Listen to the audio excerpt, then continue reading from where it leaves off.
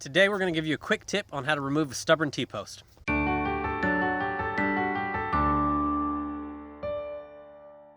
Alright, in order to get out a T-post, first thing you want to do is get it as loose as you can.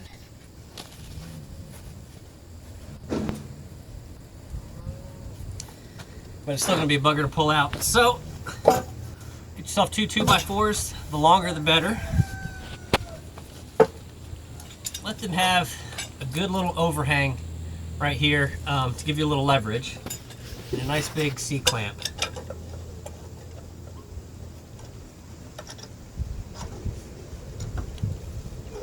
Tighten it down.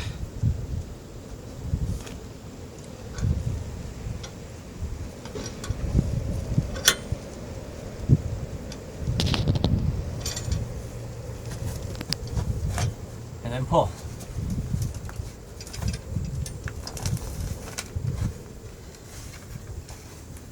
And there you have it. Voila.